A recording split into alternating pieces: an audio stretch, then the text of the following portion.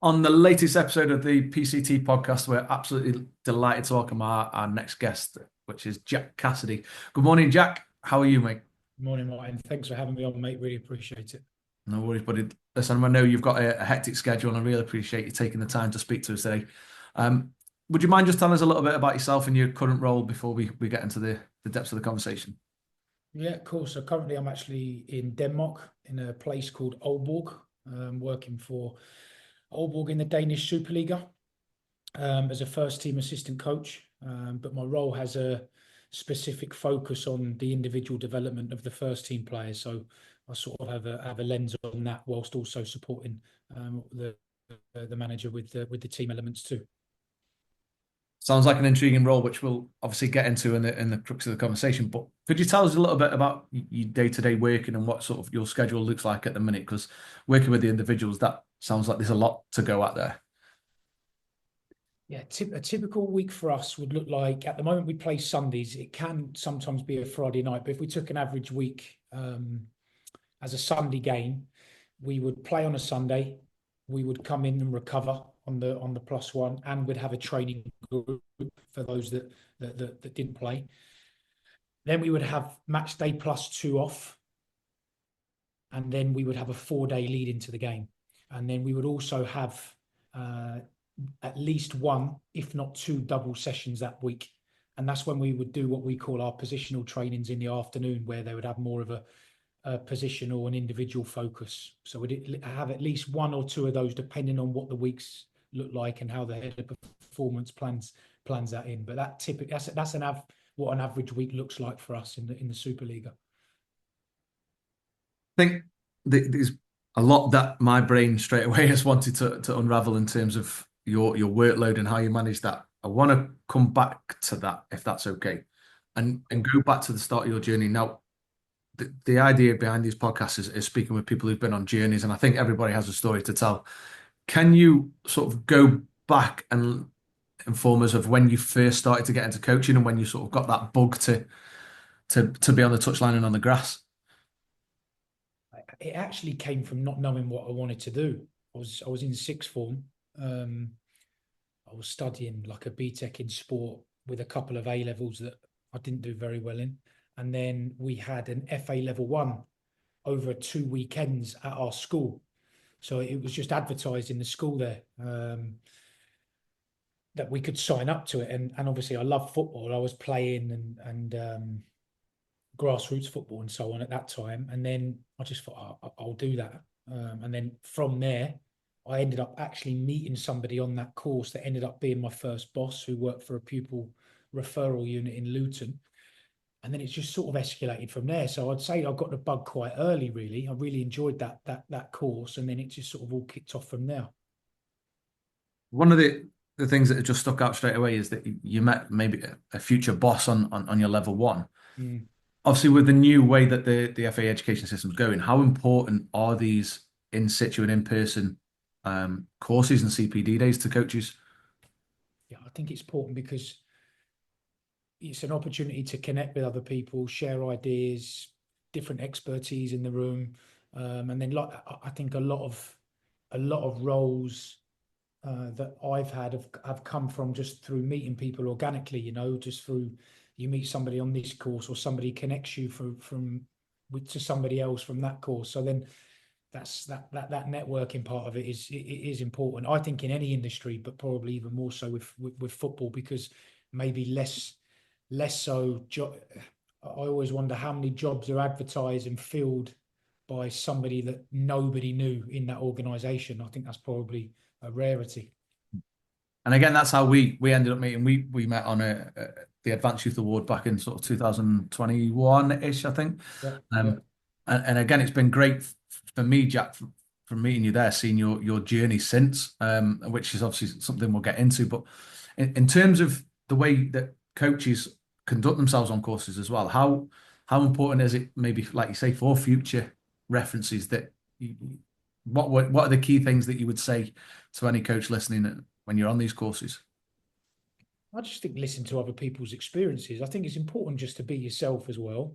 But every time I've been on a course, there's always been interesting people on there, whether it be people with totally different backgrounds to myself. So then, during these, quite often there's group tasks, different elements, and different people from different clubs, whether it would be Premier League clubs down to non-league clubs, and you can always pick bits up off different people. So I just think it's a case of just going on there, being open-minded, and just listening and connecting with different people. One of your early roles, you mentioned that after your level one, was a youth support coach. Mm. What did that sort of entail day to day, and what lessons did you learn from that role specifically that you've brought into football? Well, that was me leaving school, and I went to a school just outside a small town, and then suddenly I was working in the middle of Luton, which is obviously a bigger town, with students that were either at risk or already had been excluded from school. So it was a total eye opener for me. Just in general life experiences, I was working with people of such a variety of different backgrounds, and it was quite important that I quickly found ways to connect with these students that were so disengaged. So early on, I knew the value of relationships and building those relationships, because if you went in there and tried to maybe act like the teachers would have in school, well, that's an environment that they didn't connect in that world. So you had to invest a lot of time into building the trust and the rapport with those students to even get them on side, to get them to engage with what you were doing. So we use sport was the vehicle that we used for that. So there was like a mixture of sport and some sort of like basic academic qualifications. But even for some of these students, even just turning up every day was an achievement for them. And obviously the ultimate aim was to get them back into school. Some we did, others that were maybe more challenging, just keeping them with us as long as possible and getting them as qualified as possible was also sort of an achievement, really. I think that sort of ties in really well with the role you're doing at the minute, is understanding the individual and not maybe going with that blanket approach that maybe mainstream schools would have. You're going to conform to this, and helping understand the individual. How could you maybe explain and touch on how you broke those relationships down, and maybe any barriers that were there? In terms of that first role, Yeah, sorry. In terms of your first role, how did you help these youngsters obviously sort of and break down those barriers that maybe they'd put up and form that relationship and find a common ground? a lot of the time, again, it was just getting them to speak and listen, because they clearly sometimes had an issue with the authoritative nature of what maybe teaching was, because I'm going back maybe probably nearly 15 years, maybe, yeah, but probably about right, 15 years. So they didn't engage with somebody standing at the front and telling them what to do. So these we had both boys and girls, predominantly boys though. They wanted to be heard, they wanted to be listened to. So already when they came to our setting, it was a far more relaxed environment maybe than the formal setting of a school. So it wasn't strict on timetabling and we had this lesson at that time. They came to us in the morning.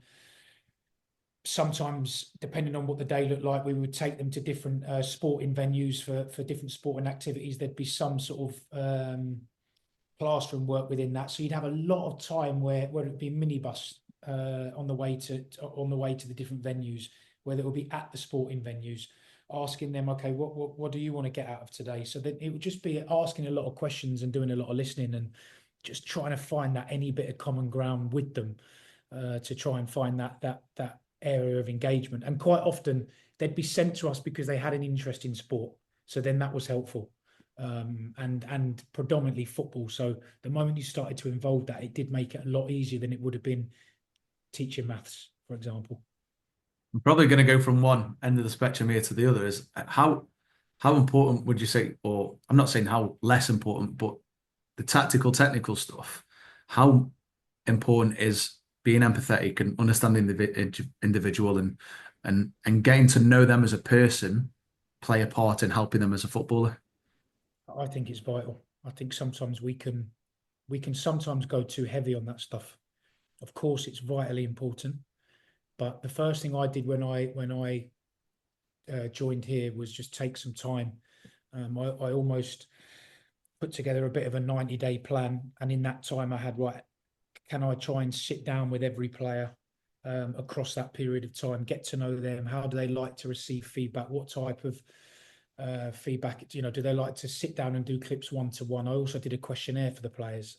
Do they prefer maybe just getting it on a WhatsApp?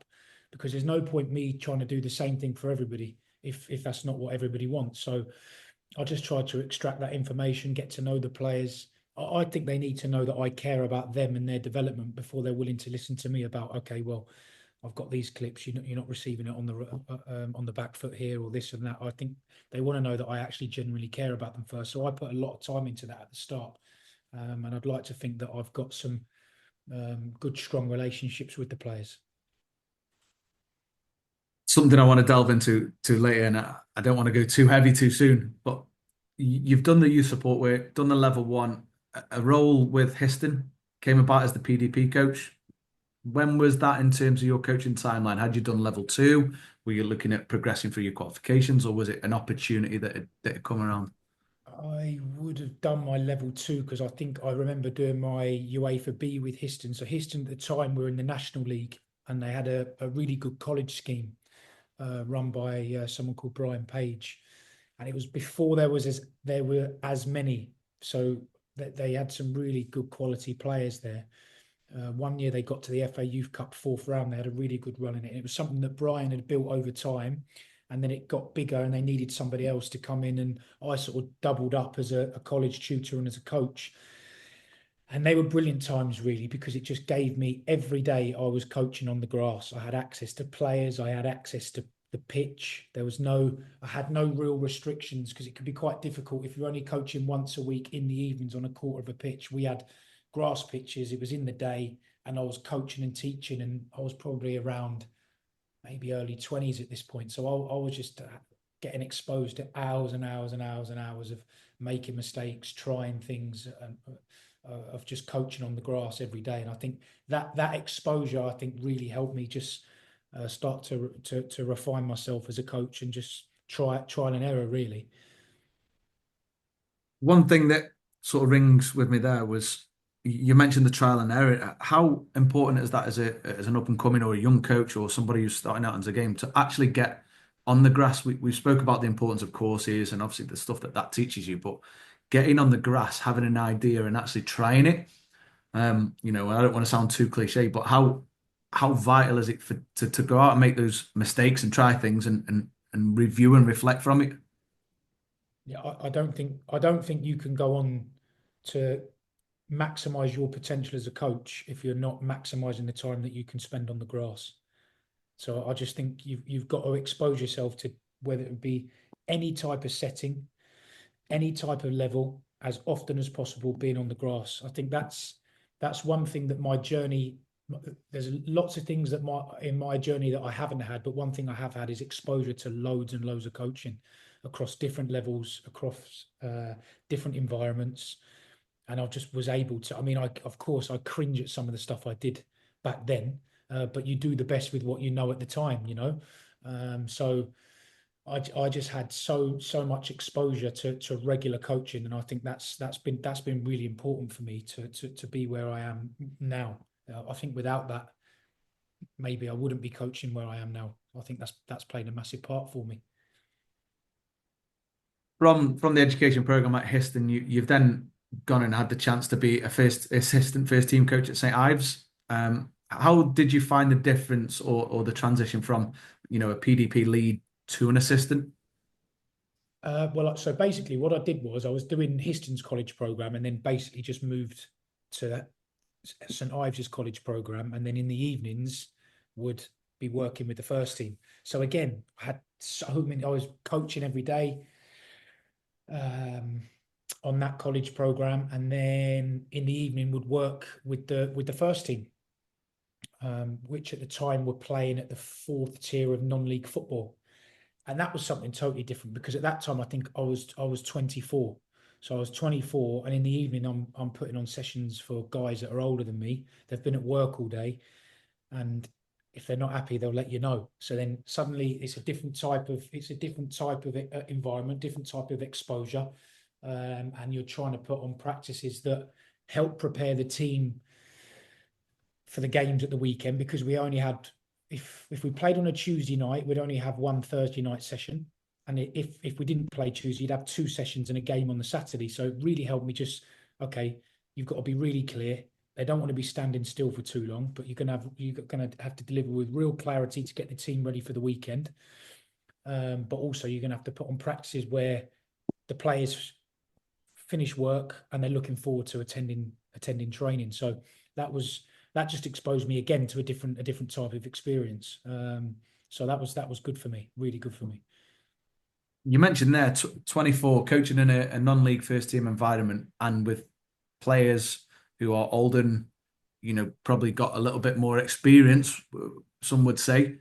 What barriers were there, and what sort of hurdles did you maybe have to overcome to get the buy-in from the older players? I think more of it is probably in your head. So because I'd only played at step 6 in the non-league pyramid, I was already coaching higher than what I'd played. So of course you're thinking, are they thinking that I can't do this because um, I haven't played at this level? But then ultimately it comes down to that wears off after a while, and they just want to know, can you put on a good training session that we enjoy, that makes us better? And I think that's if you survive or not, really, in that part. So I think once you get through that, which is probably more of an internal barrier, it just becomes down to your credentials as a coach and whether you can inspire them and bring energy and enthusiasm to the session. Again, that comes back to the bit at the start in terms of the interpersonal stuff of understanding the players. And like you say, the non-league players are probably going to a job and quite taxing and physical, and they just want to have fun in that environment. But then I would say there, and hopefully you can add value to it, is the magic is then your session designed to enable you to get your points across for them to be engaged and enjoying it. Yeah, absolutely. To be honest, I think some of my experiences in non-league, all the way from I've had experience from the National League down to, which is obviously step 1 of our non-league pyramid, down to the step 4, and they are some of the best experiences that have helped shape me as a coach. I still think they're a little bit frowned upon um, by certain people, maybe in the professional game, but that's been a massive part of my coaching journey, and something that I'm really glad that I was exposed to, because I think it set me up to refine a lot of what I do. I think, like, in particular, like clarity, delivering things with clarity when you don't have a lot of time, as we did then. That certainly helped me um, deliver those points with clarity. Not only that, as you say, the session needs to be engaging, because these guys have maybe had a day on the tools and then they're turning up to train. They don't want to be stood still in English winter. So some of these experiences have been brilliant for me, and definitely I wouldn't have swapped some of those experiences that I had early on as a young coach in those types of environments, because it's actually made it easier for me to step back into senior football now, because actually a lot of my experiences have been working with senior players, albeit not at this level, but at a lower down level. With the role as assistant coach as well, the sort of next step became coach education, and then that space. What drew you to that, Jack, and how did you feel when you started to support other coaches on their journey through coach education? Yeah, I probably did that a little bit too early, actually, but it was just that was around at the time. I think there was a bit of a reshaping how they did the courses, but I did actually really enjoy it. I think what I found difficult was, I don't think it's difficult to balance, and you'll probably know it yourself, delivering as a coach educator whilst also coaching yourself.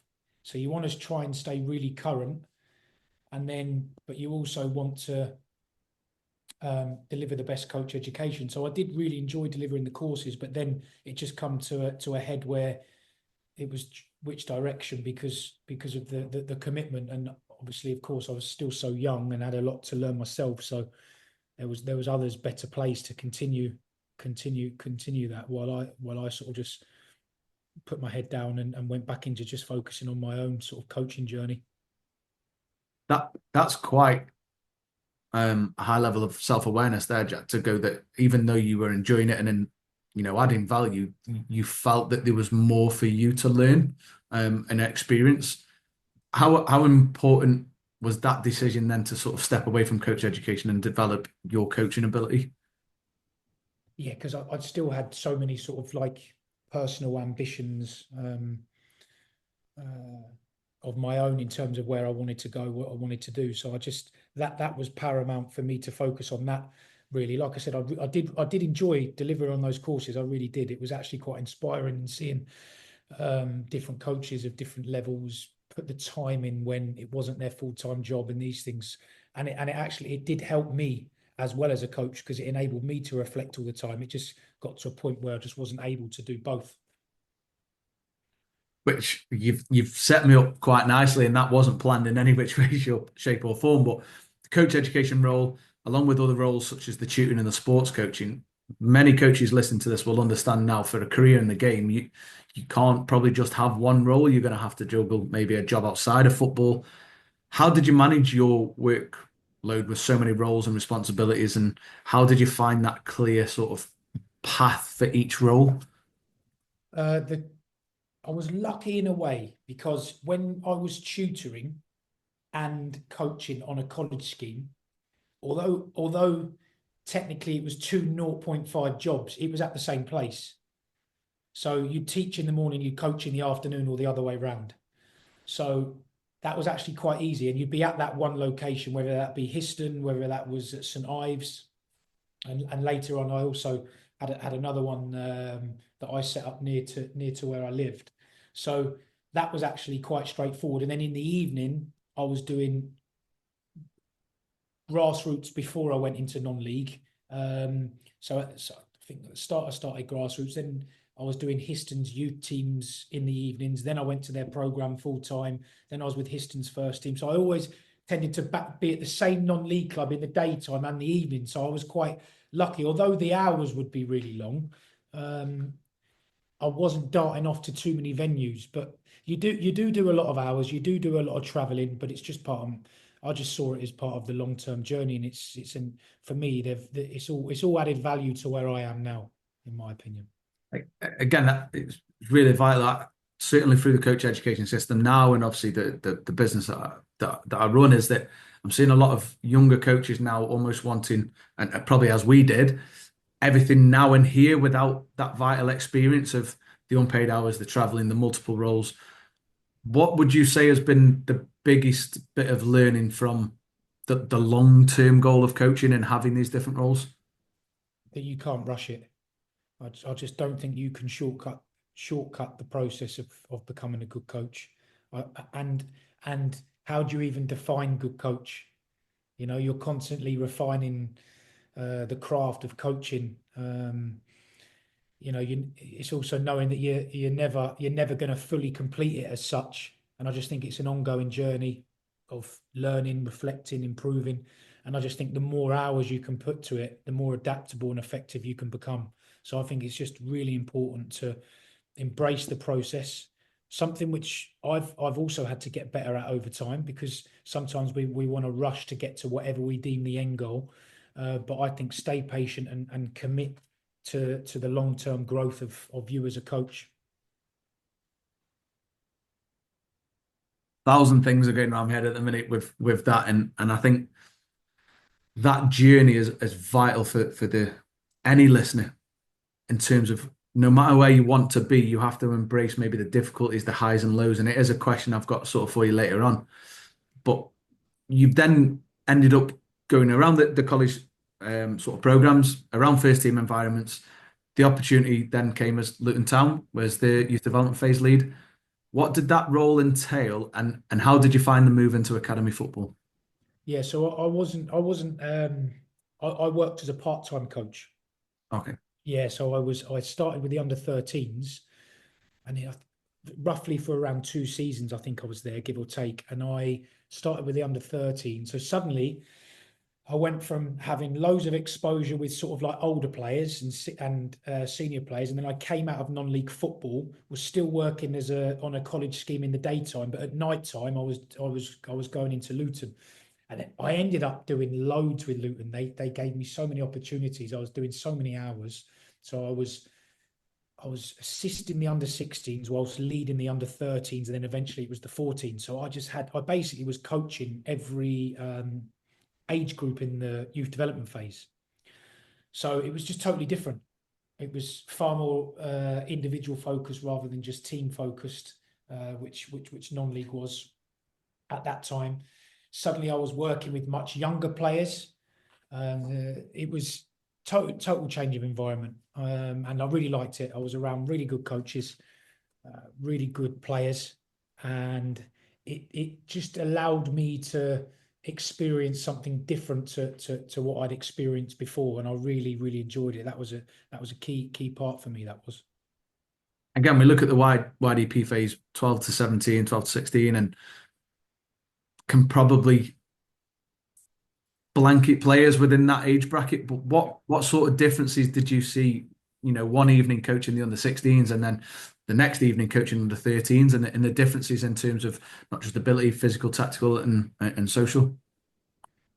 The first thing I had to change was almost like a subconscious bias, because I hadn't really been exposed to players in that phase. So maybe you'd look at an under 13 who was really small, and you'd maybe be thinking, well, he's going to struggle because he hasn't been performing in the games and stuff like that. So I was totally new to learning about maturation and all of these types of things. It was actually only later when was it during that second year at Luton, I decided to do a part-time master's in coaching science. So then I started to learn about all of these things whilst being there, and it just opened up my eyes, because I hadn't really thought that deeply into those types of things. So just more that sort of talent identification, how you work with those types of players, how you design your sessions to get the best out of the individuals within those sessions. Who are you pairing up with who in the training session? Why are you pairing them up with who? All of those things that maybe I hadn't had a deep level of understanding before. So I think that really helped me refine that part of my coaching, really. I think the next sort of question I've got here, and hopefully you can elaborate on it a bit more, is you seem in your journey so far to be comfortable working with the older players and probably got to a stage where you knew your identity, the way you coached, happy with how you were coaching, and then all of a sudden thrown into the world of under 13s, under 14s, 15s, 16s, and the whole different holistic approach that comes to that. How did that feel at that point, and what, I'd say not triggered, but what led you to go out and search more? Is that something, a trait that you've got, where you really wanted to better yourself for others? Yeah, yeah, that's something that I've just got within me. Anything I can do that I think's going to improve me and make me better, then I've always been open to that. Whether it's something to do with my daily habits, whether it's to do with reading a book, doing a course, I've always had a growth mindset like that. So I just felt it was going to make me a better coach by going into that environment and being around really good coaches. There's pros and cons to everything. So on the college schemes, I got loads of exposure to coaching on the grass. Quite a lot of the time that was on my own. So it's self-reflected feedback. Then you're then going into an environment where, okay, maybe the coaching hours are less because it was part-time, but I was around coaches that were experienced in the academy settings and head of coaching, being mic'd up, filmed coaching sessions. And obviously at that time, when I met yourself, we were doing the Advanced Youth Award. So our FAYCD was coming in and giving. So then suddenly I had a totally different layer of feedback. So that's what really excited me about that opportunity, was just being able to get better through different layers of feedback from different people. Think from my own experience, prior to the AYA, I was on the Youth Award Module 3, and probably similar, maybe in terms of your experience of going out, I'm happy with this age group. I know I understand the players and how to coach this. And then I went on to the Module 3 and I was with some wonderful coaches and realized that I was nowhere near the level that they were. And that was a real excuse the terminology, but that oh shit moment of I need to go and get better, and there's more I need to know, and the more that I thought I knew, the less I actually knew. Um, how is that at the moment for coaches where it's either a sink or swim, and you go right, I'm going to go out and learn more, or would you say that it's people are comfortable being there, and is that okay to do either or? Yeah, I think whatever makes you comfortable, or whatever matches your ambitions, I suppose. So probably rephrase that. I think it's good to be uncomfortable because I think that's where growth can take place. But I mean, if you are happy, that's probably a better phrase rather than comfortable. If you are happy that I just want to stay with this age group, with this team, at this club, I think who's anyone to tell you any different? I just think that's a case of personal preference. But if you're somebody that wants to really challenge, expose yourself to different environments, different age groups, and just continue to grow and grow, then I would advise stepping outside of that comfort zone because I think that's where some good learning can take place.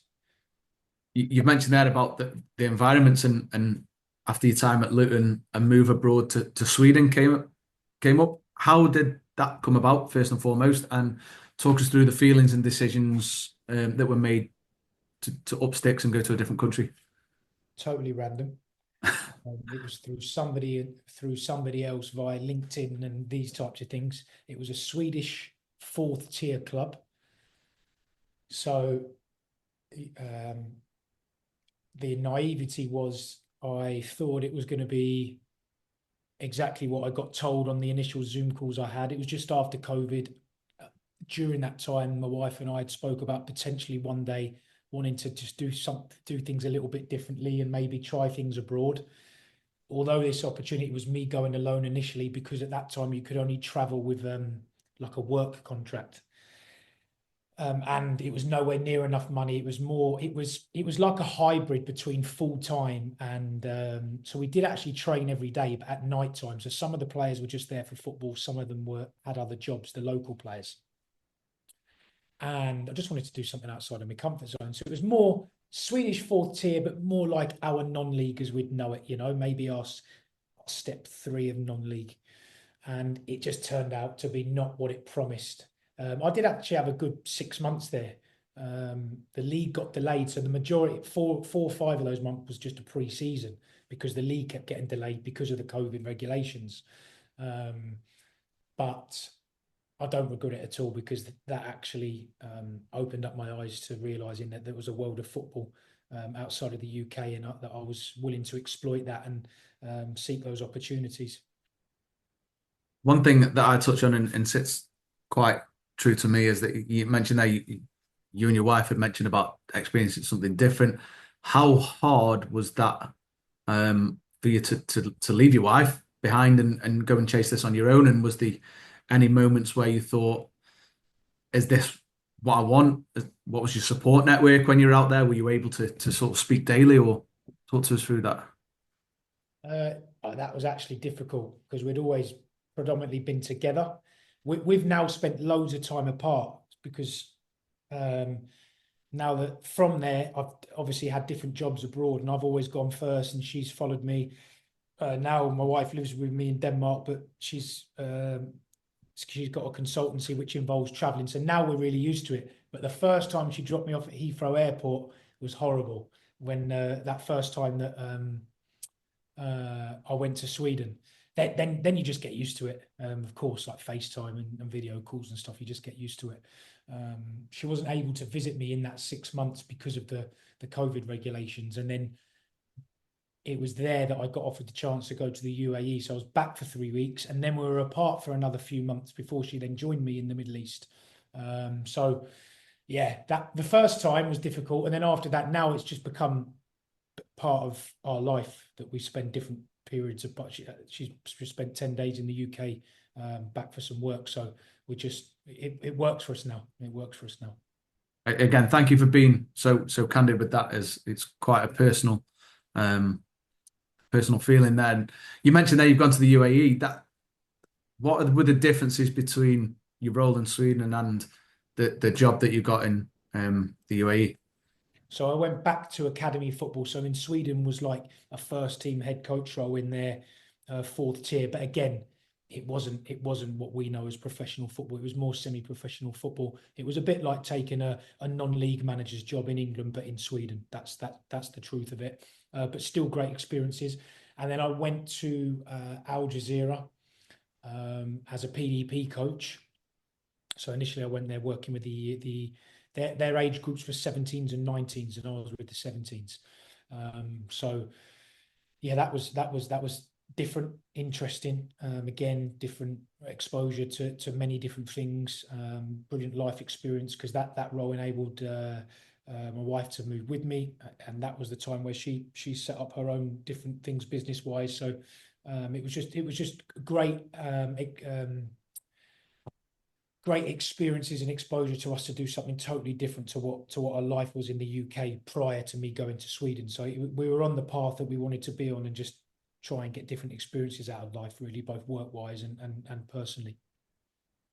How did you personally deal with a sort of a new culture, and probably something completely different to the UK?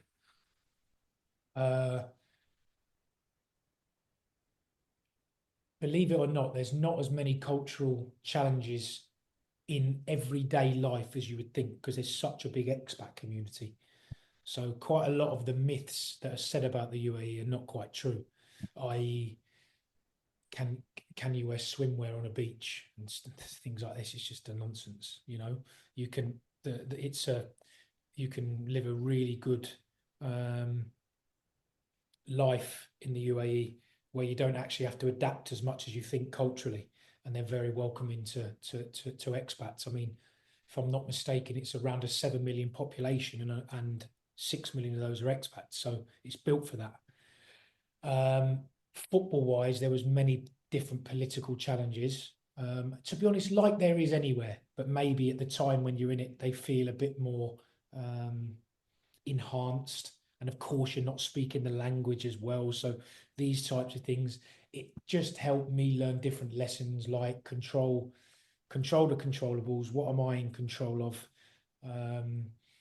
And I had to adapt to their culture football wise. I think in most countries, the football is some sort of reflection of society anyway. And I had to make adaptations, So that was good for me, because and again, I think it's just made me more adaptable now, these types of experiences that I've had.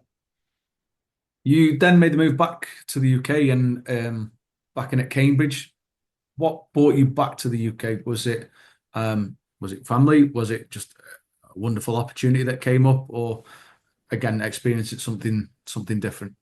So this was I sort of entered the world of the fixed term contracts.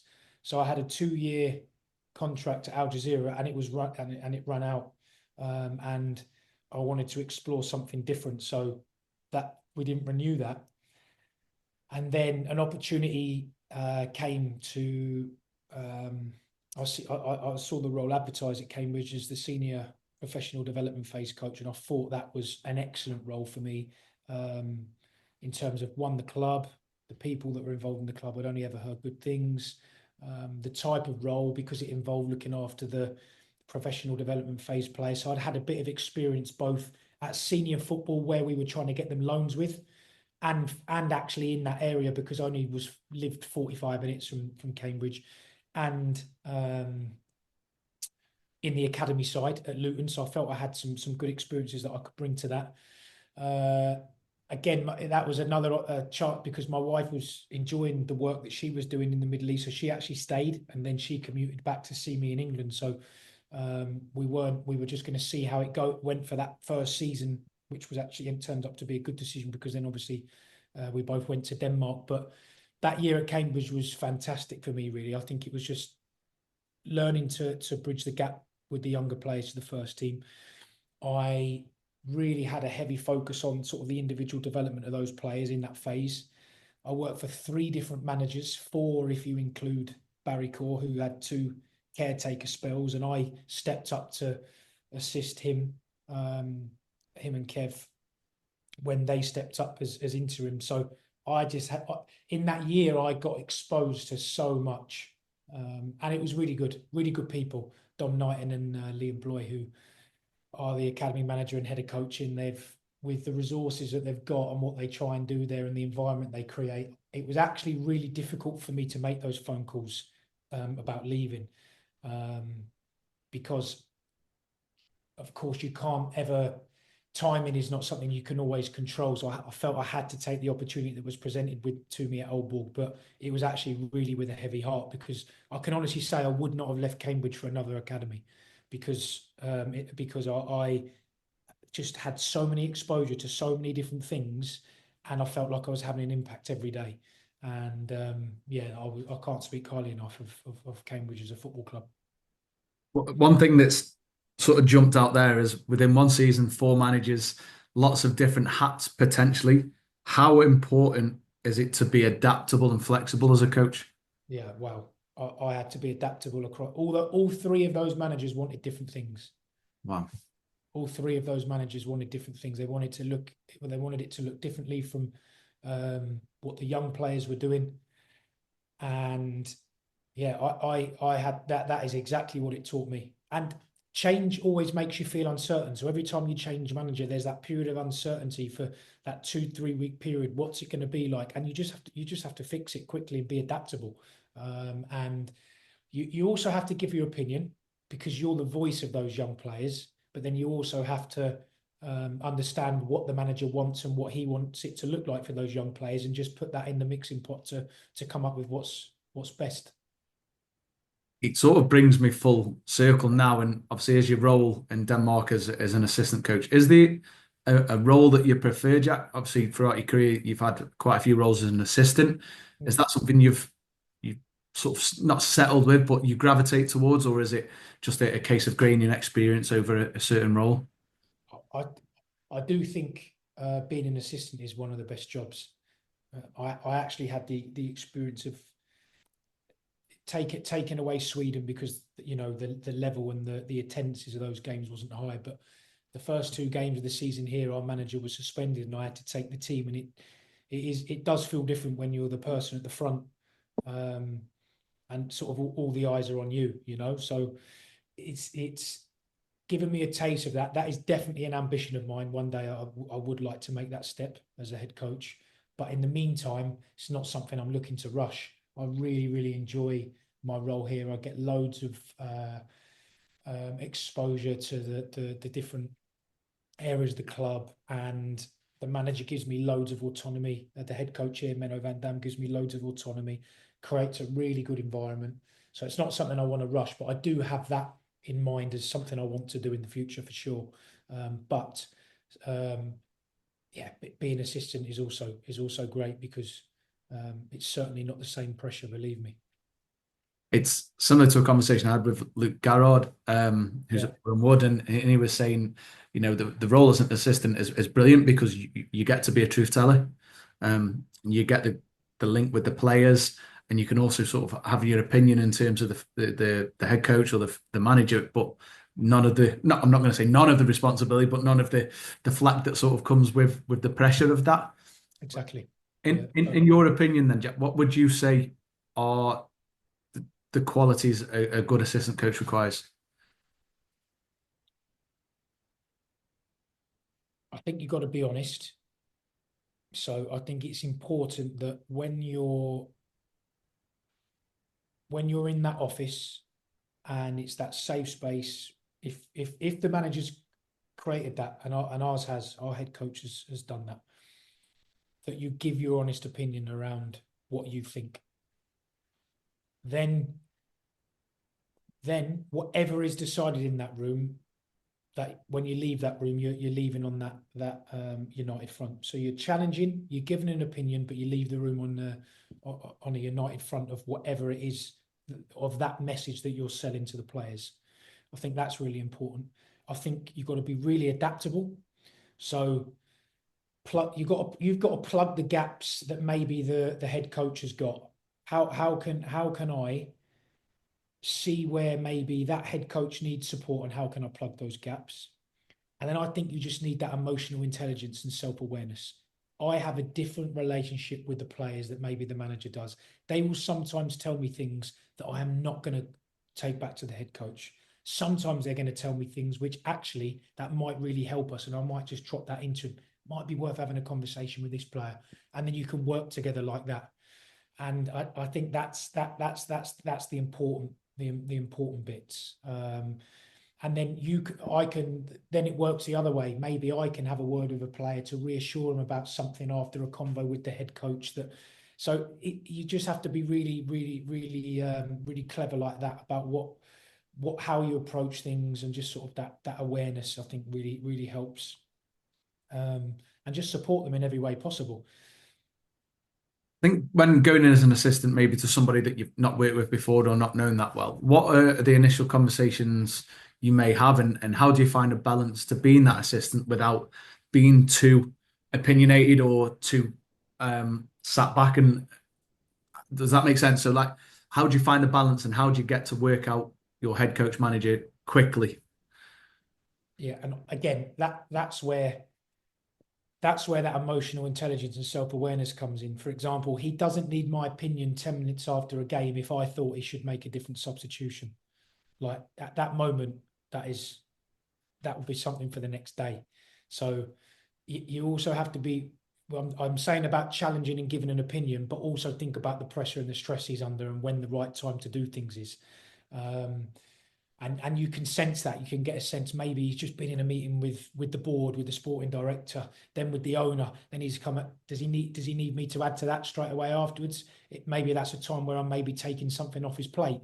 So like that, the awareness of when to do those things is also important, as long as you are giving your opinion and challenging, but the right moment is key with that. So then that probably contributes towards uh, building and demonstrating those things early. I actually found it really easy with Menno because we had some video calls early on and we just connected straight away.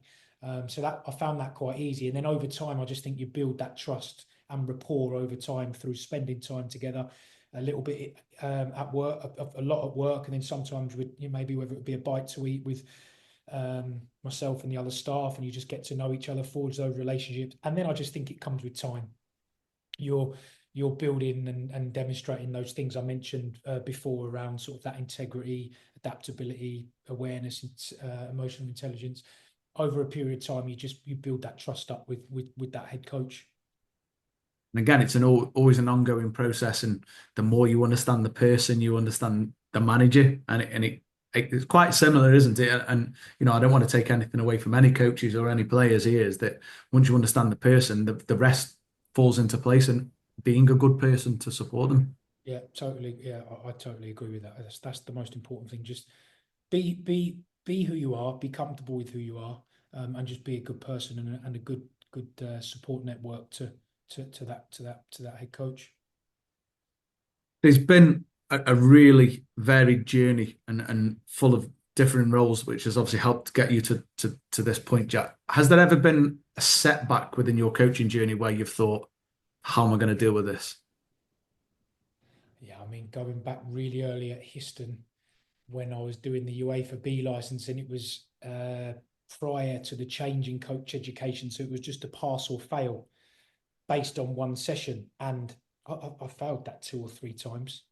I wasn't really ready to take that qualification, and it was quite brutal back then, and that feeling of failure was horrible. But actually, that made me really resilient because I think I could have just sort of packed it in then, but I was just ready to keep. Right, no, I'm going to keep trying. I'm going to eventually get this, and I'm not saying that I totally agree with how coach education has evolved, but that definitely helped me deal with failure and deal with setbacks and be more resilient the way that it was back then. And I actually received really good support from the educators back then. So although it sounds quite brutal, it was helpful for me back then. And then more recently, more just about when contracts run out or they're getting to the end, you're dealing with that sort of uncertainty. So I think that's just where your support network comes in, and just keeping you sort of like balanced in those moments of maybe anxious times or times of worry, because maybe you're thinking too far ahead. There's a question that I've suffered with this a fair bit throughout my coaching career. Probably similar to yourself, Jack. I didn't play at an outstanding level. So, you mentioned earlier about being 24, being in a first team environment, being with players. Now, have you ever not suffered with, but experienced the feeling of imposter syndrome and maybe being somewhere that you weren't either ready for or didn't feel that maybe others felt you deserved yet? And how did you deal with that? Because I do believe in the world of coaching, that is something that you mentioned earlier in terms of majority of it's in your head and perception. How did you deal with that in those circumstances? I think it's natural to have doubts, self-doubts. I think that's quite normal. Um, but maybe you don't think it's normal at the time. And I've probably had that in every role that I've stepped into. But I think that I also think that I then turn that into a strength. I'm a real planner. Um, I'm someone who's really organized and structured in like all areas of my life, too much. My wife would probably say. So then I want to cover every detail, every eventuality. If I'm planning a practice, what happens if in the morning the physio says we've got a one player that we didn't think we have, we've now got all the other way round. Am I ready to adapt that practice? So then I think that has enabled me to continue to want to be better, to continue to want to correct every detail, which is impossible. You're never going to cover everything, but then it almost stops me being complacent. So some of those self-doubts that I do have, I think then stops me from thinking that, oh, I'm complete now. No, I'm never complete. I'm never going to get complacent. So I think, of course I have, but actually I don't think that's a bad thing. I think you can twist that into a positive trait as well for me. Thank you. How do you deal with the highs and lows of football?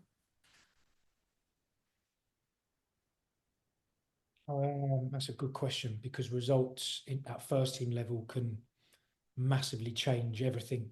I think I don't have children, but I do have a sausage dog. And every time I open that door, she hasn't got a clue whether we've won or lost, and she's still absolutely delighted to see me. Just like those who tell me the same with children. So like that, I think just a balanced home life. Um, my wife is brings that level of calmness, whereas, and I think to be honest, I'd like to think I've got relatively decent emotional control when it comes to those things. But of course, when you've lost on a Sunday night and you're going home, it feels way worse than when you've won. But I think it's just again, I think I try and control my routine. So how I start my day every day is how I start my day. Nothing will take that away from me.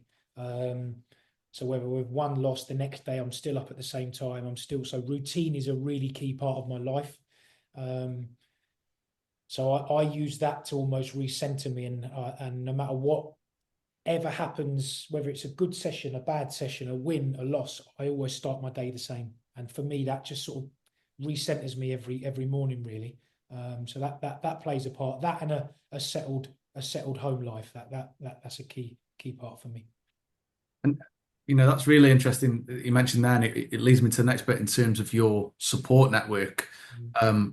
Clearly, from the conversation, your wife plays a big part in being that support network. How difficult must that have been when you're in different countries and your wife's setting up a business venture, and anybody who's set up a business venture will understand the stresses that come with that, but not being able to always be right there for each other. How important is that support network and vice versa being there for your support network? Yeah, no, that is important, and obviously it's easier if you're living in the same place. But then I'd also say there's been times in the periods that um, we've been together a long time. So we met when we were 21, and I'm 35 now. So um, obviously a relationship goes through different phases, and then within the last 5, 6 years, when we've lived apart, we probably spoke on the phone like we did when we first met because you're not together. So actually, sometimes your communication can be quite different because sometimes you can come in the house, have dinner, you put on something on the telly, and you're not really actually communicating or speaking. So you can argue that's helped us. And I think, yeah, just that level of communication, friends, family. I think all of those things contribute to just keeping your emotions in check. Do you have an end goal in sight in terms of your career, Jack? Obviously, you've had a multitude of roles and a different, vast, varied experience. Is there anything that is the pinnacle that you would like to achieve before, you either leave football or football leaves you, whichever way it goes? I definitely have an ambition of wanting to be a head coach. But it's just a process that I don't want to rush. I want to just continue to educate myself, continue just to gain a lot of experiences. As long as I feel that I'm having an impact, I haven't got that sort of that rush or ego where I think I've got to do it tomorrow and I might have to go here to do it. And as long as I'm the one making the decisions, that's all that matters. No, it's not like here I'm an assistant, but I have a really clear purpose, and every day I wake up with that purpose and a really clear job spec of what I'm doing, and that fulfills me. So again, it's not. It's yes, that's an end goal for me. Yes, it's definitely something I'd love to aim towards. However, the process to get there is just as long as I feel like I'm having an impact in the role that I'm in, that I'm more than happy to continue doing that. Thank you. Before we sort of go to the quickfire question round, I just want to add that I've thoroughly enjoyed this conversation, and I think there may have to be a part two, maybe in 12 months' time, just to go into the individual development work that you're doing and Yeah, how no to problem. support the players. What advice would you give to any aspiring coaches today, Jack? I'm probably going to repeat myself from earlier, really, but again, I think it's you don't rush the process. I don't think you need to rush to chase the logo on the shirt. I think it's just about how many different environments can you expose yourself to. You'll be so surprised how, of course, can you maximize your coaching hours on the grass, but teaching has really helped me. Doing the masters as a mature student really helped me. Working with expelled students has really helped me. All of that has contributed to me being a better coach. And I'm stealing this advice that someone told me: own your own journey. I think sometimes we can be, well, I haven't done this or I haven't done that. Well, my journey is non-league. My journey has been non-league, a youth development phase in academies at two Cat 3 clubs, working abroad into this role now. So don't try and pretend to be something that isn't. That is my journey. That is what's made me who I am, and just be comfortable with that. So I just think don't shortcut anything. Own your own journey and just continue to make yourself the best version of yourself. Incredible, incredible. The quick fire question round. There is one question that I left off, and it's done intentionally. Because I like, again, I'm going to steal this and I'll give him credit for it. Temasan Williams asked me this during a chat, but can you define elite football? I think I saw that question put on LinkedIn. Can you define elite football?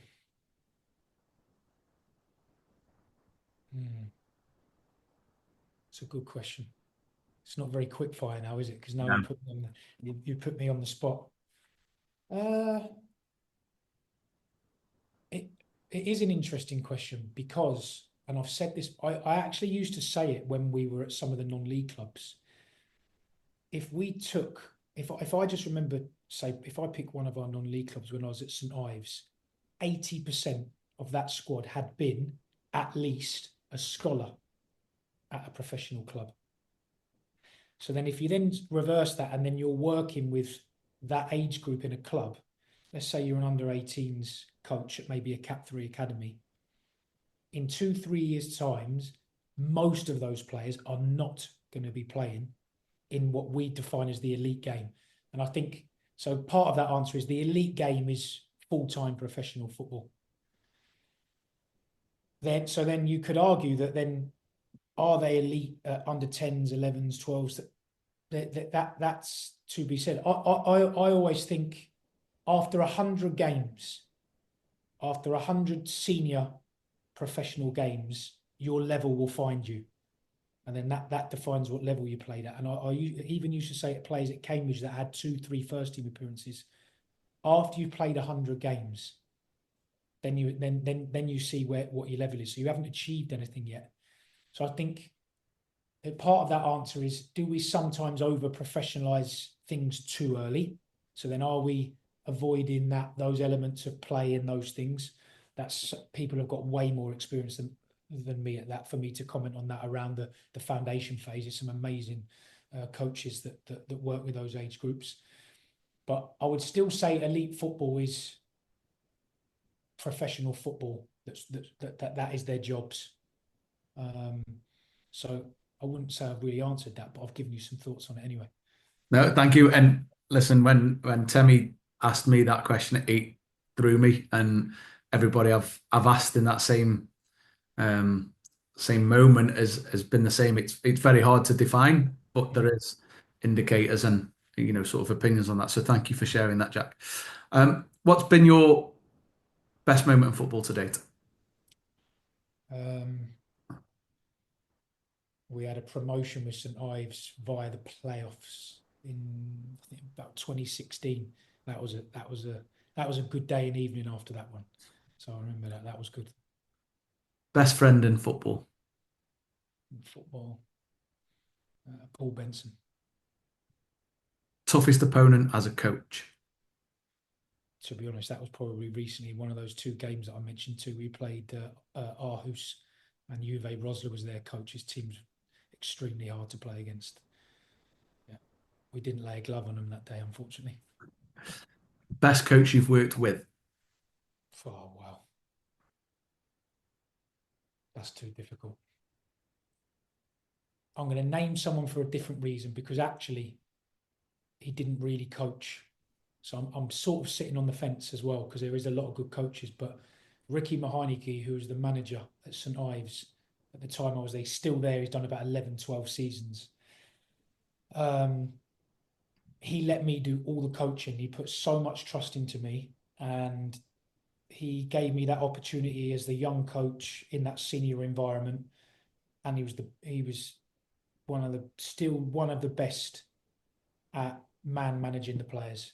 So not so much coaching. So I've sort of dodged the question a little bit, but the way he is with people, and we still, funny enough, when I was at Cambridge, we loaned players out to him, and what he did for those young players, where others maybe wouldn't have continued to give him the same level of positive reinforcement.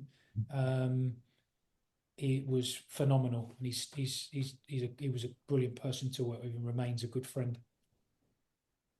Biggest role model or influence in football. I am really drawn towards coaches, particularly maybe um, coaches that have worked abroad from the UK or Ireland. I like that. I like that thought of coaches that have stepped out of their comfort zone, the likes of Roy Hodgson, that have had such longevity in the game across so many different countries. Um, and there's others in that. Graham Potter's probably another one. Those, I think I find those stories really interesting because it's a journey that I'm embarking on now. So um, nobody that I've really met or anything like that, but if I just I think they're quite two positive examples of coaches that have done really well, particularly in Scandinavia as well. The standout player that you've coached. It would probably be a player from Aalborg because it would have been the highest level that I've worked at. So then I will put. They probably won't listen to this anyway, so I'll get away with it.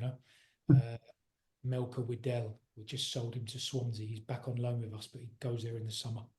Really talented player, one to look out for. Describe yourself in 3 words.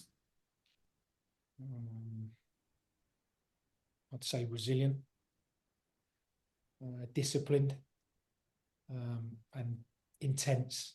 Maybe too intense. Some would say. Is there anybody you would recommend or like to hear on the podcast? I think somebody that would have a different, totally different journey to mine would be Liam O'Neill at Cambridge. He came new into the role not too long after I started, straight from professional football, first coaching role, and the way that he's taken to it and his mindset towards it. He was a real top professional as a player, and we got on really well because he brought a total different set of experiences than me, and I brought a totally different set of experiences than him. So we worked really well together. Someone I still speak to a lot now, and I think maybe speaking to him at the start of his coaching journey and maybe seeing some of the things that he's taken from playing and these things, he's taking no shortcuts. He puts in so many hours to the with the players, and it's in an he has he's him on his own, doesn't have like a full-time assistant and these type of things. So I think that'll be somebody interesting that sort of I think are going to become a really top coach. Right. Jack, it's as I mentioned, it's been an absolute pleasure. I could speak with you all day, but I'm sure you've got a busy schedule to get back to. I just want to say thank you for sharing your journey with us and being so open. I think it's really important that as coaches we listen to other people's stories and take inspiration from it. And I'm sure, well, I will, and I know other listeners will do. No, pleasure. Thanks for inviting me on, mate. Really appreciate it, and yeah, look forward to speaking again soon. Yes, mate. Well, we wish you, the players and all the staff, well, and listen, wish you all the best. Take care, and we'll speak soon. Thanks, mate.